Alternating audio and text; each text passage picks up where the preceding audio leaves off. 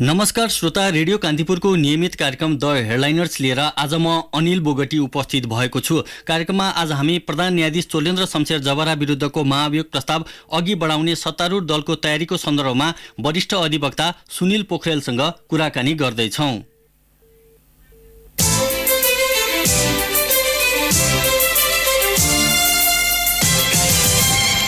श्रोता, कार्यक्रमका हाम्रा अतिथिसँग तपाईको कुनै जिज्ञासा भए हामीलाई 5441 905 मा टिपाउनुहोला। कृपया कार्यक्रमका दौरानमा सोधेका प्रश्न नराख्न आज पनि म तपाईहरुलाई अनुरोध गर्दछु। आजका हाम्रा अतिथि वरिष्ठ अधिवक्ता सुनिल पोखरेल हामीसँग टेलिफोन सम्पर्कमा हुनुहुन्छ। पोखरेलज्यू, यहाँलाई कार्यक्रममा स्वागत छ। हेलो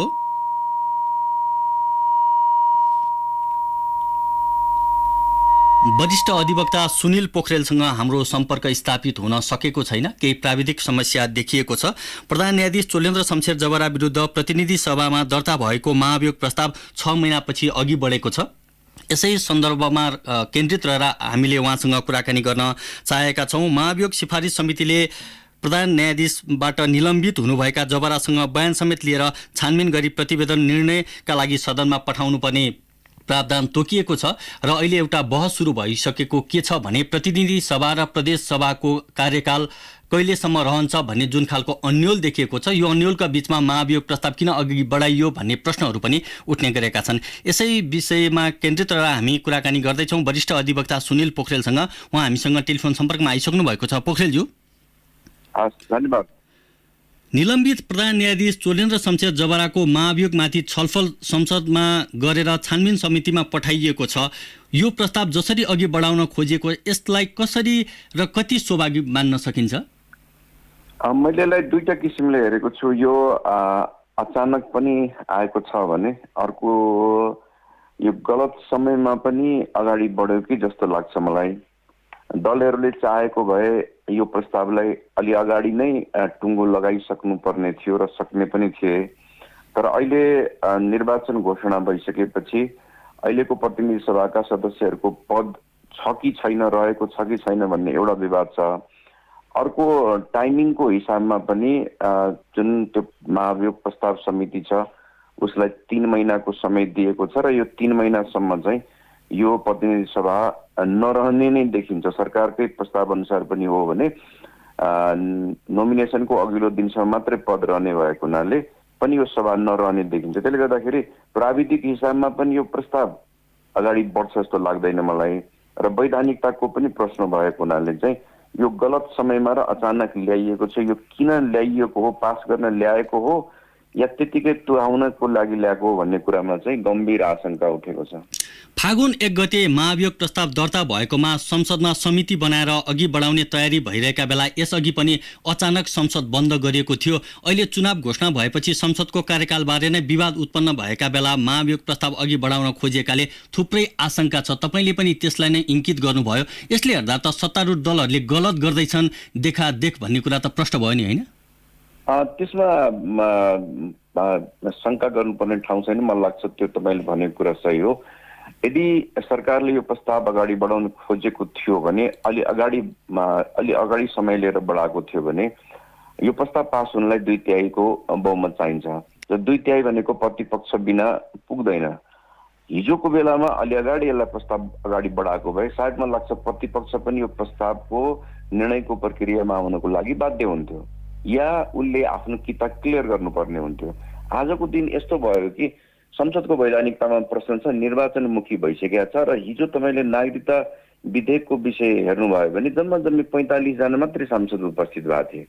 त्यसले गर्दाखेरि संसदमा उपस्थिति पनि नभइरहेको बेला, त्यसले गर्दाखेरि प्रतिपक्षले पनि अब भ्यालिड एक्सक्युज पाउने हो।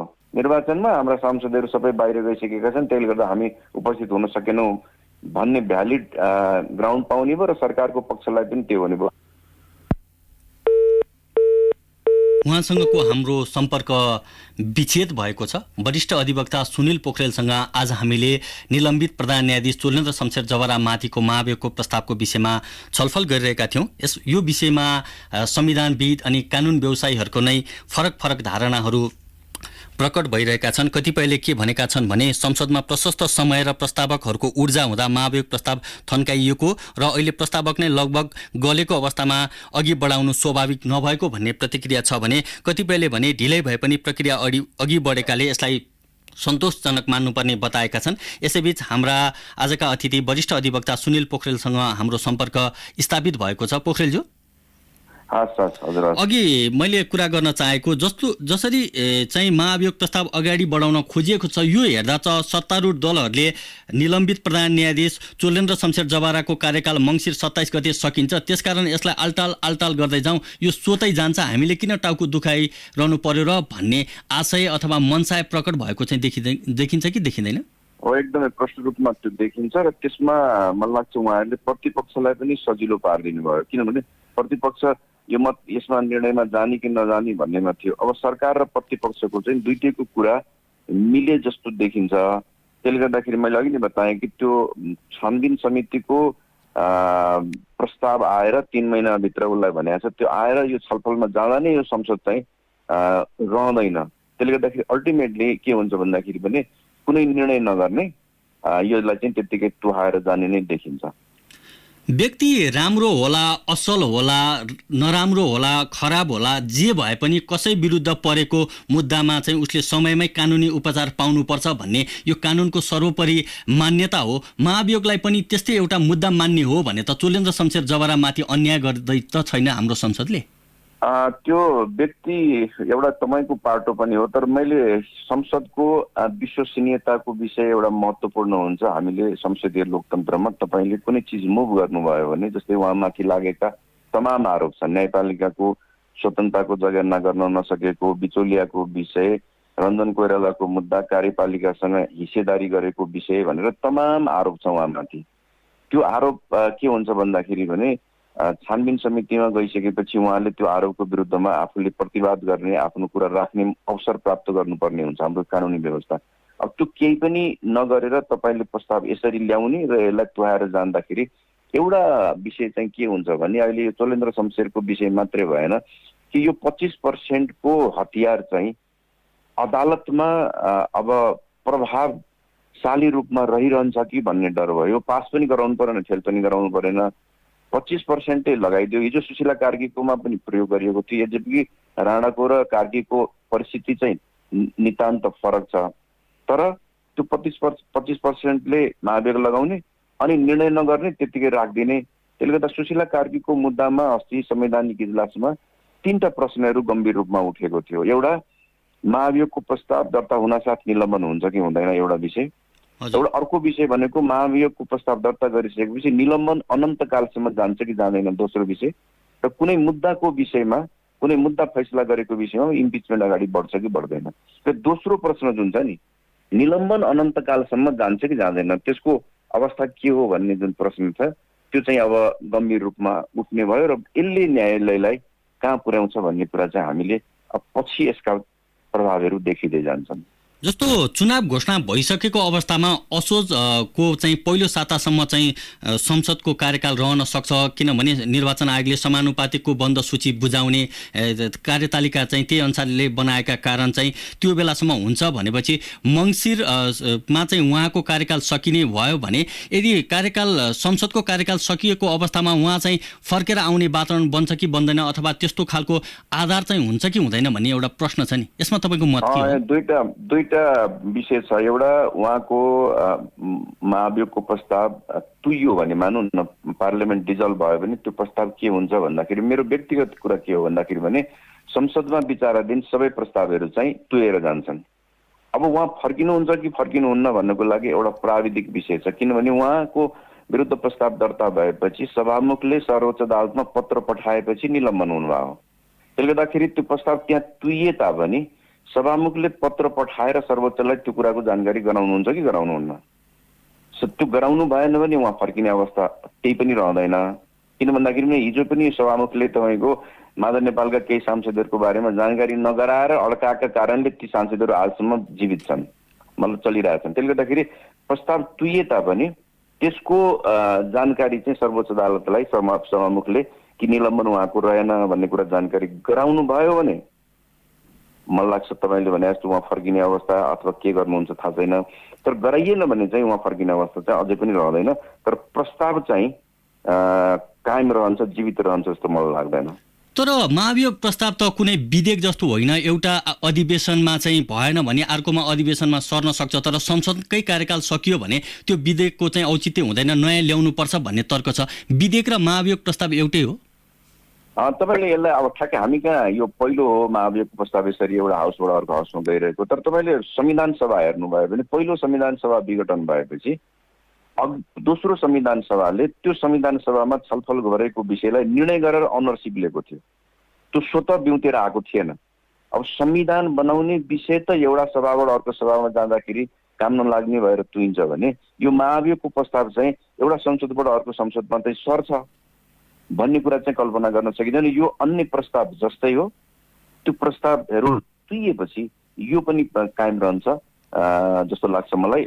यद्यपि कि यो हाम्रो लागि नयाँ अभ्यास हो। हामीले रेफरेन्सका आधारमा हिजोको संविधान सभाको अभ्यासलाई हेऱ्यौँ र अन्य विधेयकहरूको अभ्यासलाई हेऱ्यौँ भने सायद मलाई लाग्छ यो यसबाट यो संसदबाट अर्को संसदमा ट्रान्सफर भएर चाहिँ जान्छ जस्तो लाग्दैन मलाई। यद्यपि कि यो व्याख्याको विषय चाहिँ बन्न सक्छ। तपाईँले उठाउनु भएको विषय र पृष्ठभूमिलाई हेर्दा अनि हाम्रो प्रचलित अभ्यासलाई हेर्ने हो भने त संसद र निलम्बित प्रधान न्यायाधीश चोलेन्द्र शमशेर जवारालाई चाहिँ दुवैलाई चाहिँ नैतिक प्रश्न चाहिँ छ होइन। संसद यो टुङ्गो लगाउने नलगाउने अन्योलमा छ। प्रधान न्यायाधीश जवारामाथि त्यति धेरै आरोप लगाइसकेपछि उहाँ अझै पनि पदमा फर्किन सकिन्छ कि भनेर जसरी कुरेर बस्नु भएको छ नि, नैतिक प्रश्न चाहिँ अहम हो होइन। महाभियोगको विषय के हो भन्दाखेरि भने कहिलेकाहीँ टेक्निकल विषय हुन्छ। हेर्नुहोस्, पास फेल भनेको गणित अङ्कगणितका आधारमा पास फेल हुन्छ। पास पनि हुनसक्छ, फेल पनि हुन सक्छ। तर तपाईँलाई लागेको आरोपहरू चाहिँ जुन खालका छन् त्यो गम्भीर छन्। म तपाईँलाई अमेरिकाको उदाहरण दिन्छु। अमेरिकामा बिल क्लिन्टनलाई यौन दुर्व्यवहार गरेको आरोप लाग्यो। उहाँ विरुद्ध महाभियोग मुभ भयो। सेनेटको एउटा सिङ्गल भोटले उहाँको महाभियोग प्रस्ताव फेल भयो, पास हुन सकेन। तर उहाँ अधिवक्ता हुनुहुन्थ्यो। बार काउन्सिलले उहाँको लाइसेन्स चाहिँ खारेज गर्यो परजुरीमा। उहाँको वकालत गर्न पाउँदैनस् भने। त्यसले गर्दाखेरि महाभियोग भनेको गणितीय विषय पनि हो। तर तपाईँका विरुद्ध लागेका आरोपहरू त सङ्गीन छन् नि। महाभियोग पास फेल हुन सक्छन्। तर यो आरोपहरूलाई तपाईँले कसरी भन्न सक्नुहुन्छ? अङ्कगणितका आधारमा फेल भइदिएको आधारमा यो मुद्दामा सफाई पाएको जस्तो विषय चाहिँ होइन। तर कतिपयले के कुरा उठाउने गरेका छन् भने भारतमा सर्वोच्च अदालतका न्यायाधीश भिरास्वामी रामास्वामी विरुद्ध पनि महाभियोग प्रस्तावमा जुन खालको प्रक्रिया अपनाइएको थियो त्यो प्रक्रियाको टुङ्गो नलागे पनि अहिले आएर नेपालमा पनि चुनाव नहुँदैमा राणा विरुद्धको महाभियोग प्रस्ताव मर्दैन, यो चाहिँ जीवितै रहन्छ भन्ने तर्क छ नि। होइन, मैले भने हामी कहाँ मैले अघि नै संविधान सभाको पहिलो संविधान सभा र दोस्रो संविधान सभाको कुरा गरेँ नि मैले। त्यो प्रस्तावहरू अर्कोले अनरसिप लिएपछि बल्ल भयो, अटोमेटिक भएन। त्यसले गर्दा हामी कहाँ यो नौलो अभ्यास हो।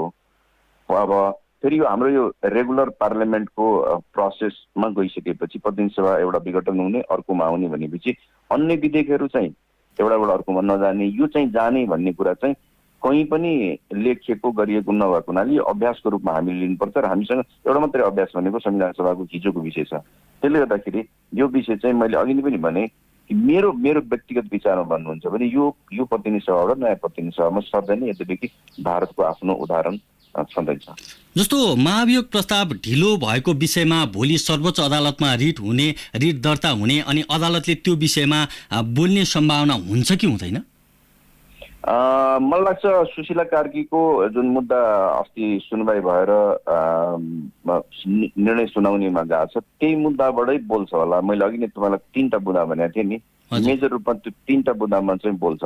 जस्तै महाभियोगको प्रस्ताव दर्ता र छलफल भएर महाभियोग सिफारिस समितिमा जाने टाइमिङ, कुन टाइमिङलाई चाहिँ अदालतले अथवा भनौँ न निलम्बन हुने भन्ने टाइमिङ तोक्छ। 25% दर्ता गरिदियो अनि त्यो समितिमा नपठायो, निलम्बनमा राख्ने हो कि महाभियोगको कारबाही सुरु भएपछि छलफल सुरु भएपछि या त्यो जुन समिति छ नि सिफारिस समिति त्यसले अब 11 जना हुनुहुन्छ, 6 जनाले महाभियोग लाग्ने अवस्था छैन भनेर प्रस्ताव ल्यायो भने त्यो त्यहीँबाट सिद्धिन्छ।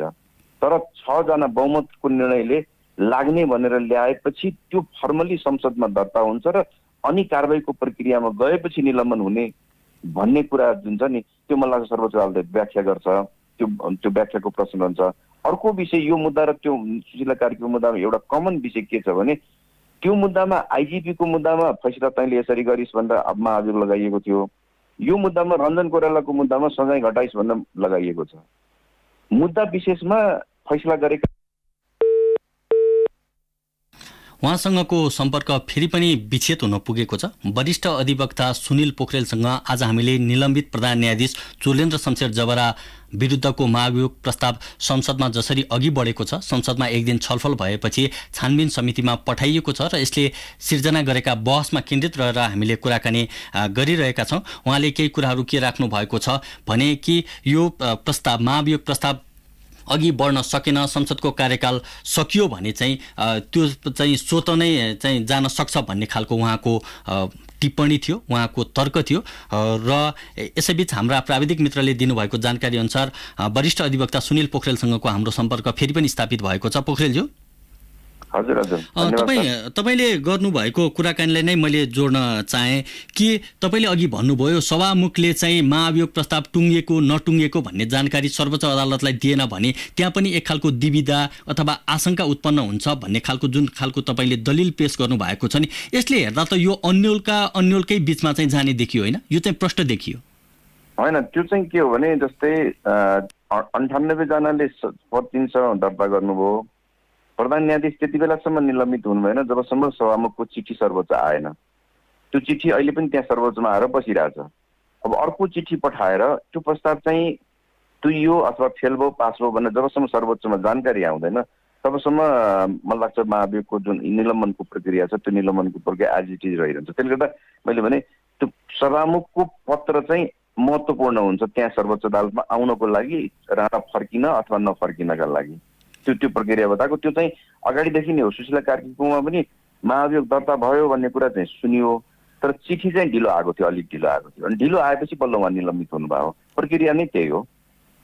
पोखरेलज्यू, तपाईँलाई हामीले केही बेर रोक्नुपर्ने बेला भएको छ, हामी ब्रेक लिन्छौँ। ब्रेकपछि हाम्रा बाँकी प्रश्न अनि श्रोताका जिज्ञासाहरू लिएर आउनेछौँ। तबसम्म टेलिफोन सम्पर्कमै रहिदिनु न, म तपाईँलाई अनुरोध गर्दछु। श्रोता, अब ब्रेकको पालो। श्रोता, ब्रेकपछि फेरि पनि स्वागत छ। आज हामी प्रधान न्यायाधीश चोलेन्द्र शमशेर जबरा विरुद्धको महाभियोग प्रस्ताव अघि बढाउने सत्तारूढ दलहरूको तयारीको सन्दर्भमा वरिष्ठ अधिवक्ता सुनिल पोखरेलसँग कुराकानी गरिरहेका छौँ। पोखरेलज्यू, हेलो। फेरि पनि केही प्राविधिक समस्या आएको छ टेलिफोनमा, त्यसकारण उहाँसँगको हाम्रो सम्पर्क स्थापित हुन सकिरहेको छैन। आज हामीले कुराकानी गरिरहेको विषय भनेको प्रधान न्यायाधीश चोलेन्द्र शमशेर जबरा विरुद्धको महाभियोग प्रस्ताव संसदभित्र एक दिन छलफल भइसकेपछि त्यसलाई छानबिन समितिमा पठाइएको छ र छानबिन समितिले चाहिँ यसलाई 3 महिनाभित्र टुङ्गो लगाउनु पर्ने अवस्था छ। तर यतिखेर सरकारले आगामी प्रतिनिधि सभा र प्रदेश सभाको निर्वाचन घोषणा गरिसकेको सन्दर्भ अनि त्यो पृष्ठभूमिमा चाहिँ यो महाभियोग प्रस्ताव के हुन्छ भन्ने सर्वत्र चिन्ता अथवा चासोहरू प्रकट भइरहेका छन्। यसै विषयमा केन्द्रित रहेर कुराकानी गर्न चाहेका थियौँ, तर टेलिफोनको गडबडीका कारण उहाँसँग हामीले सम्पर्क स्थापित गर्न सकिरहेका छैनौँ। प्रधान न्यायाधीश चोलेन्द्र शमशेर जबरा विरुद्ध गत फागुन 1 गते सत्तारूढ दलका सांसदहरूले महाभियोग प्रस्ताव दर्ता गर्नुभएको थियो। हामीसँग हाम्रा आजका अतिथि पोखरेलज्यू, सुनिल पोखरेलज्यू टेलिफोन सम्पर्कमा आइसक्नु भएको छ। पोखरेलज्यू, हेलो।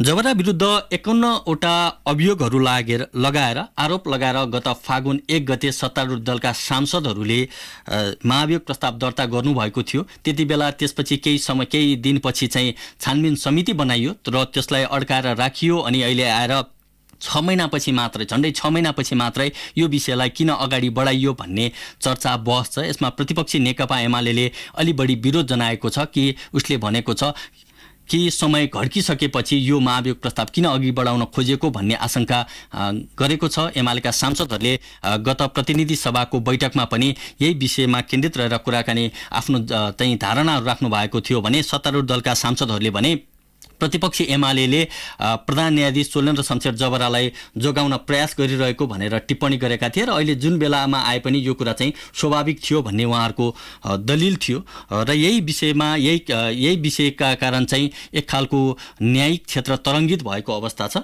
हाम्रा आजका अतिथि वरिष्ठ अधिवक्ता सुनिल पोखरेलसँग हाम्रो सम्पर्क स्थापित हुन सकेको छैन। हाम्रा प्राविधिक मित्रले प्रयास गर्नुभएको थियो र यतिखेर भने हामीलाई जानकारी प्राप्त भएको छ वरिष्ठ अधिवक्ता सुनिल पोखरेलज्यू हामीसँग फेरि पनि जोडिनु भएको छ। पोखरेलज्यू, हजुर हजुर, अलिकति प्राविधिक समस्याका कारण तपाईँ र हाम्रो संवाद बेला बेलामा विच्छेद भइरहेको छ। अब मैले तपाईँलाई श्रोताको प्रश्नतर्फ लैजान चाहे।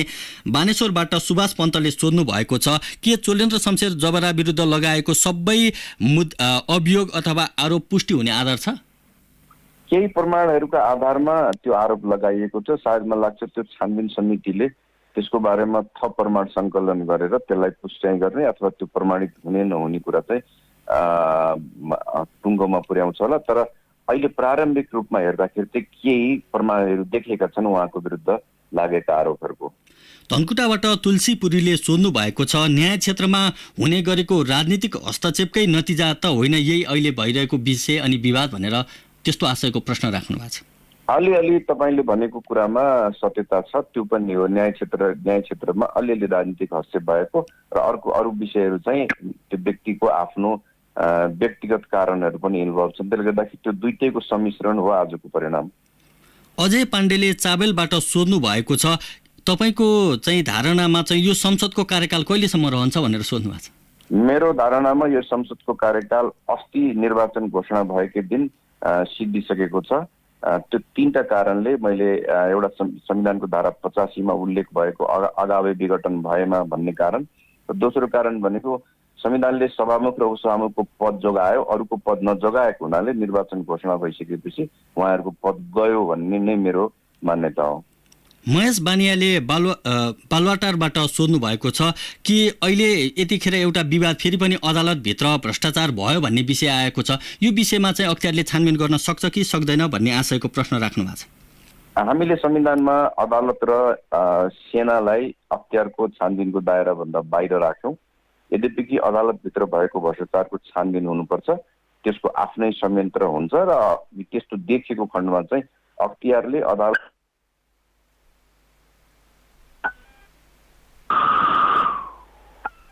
Hello hello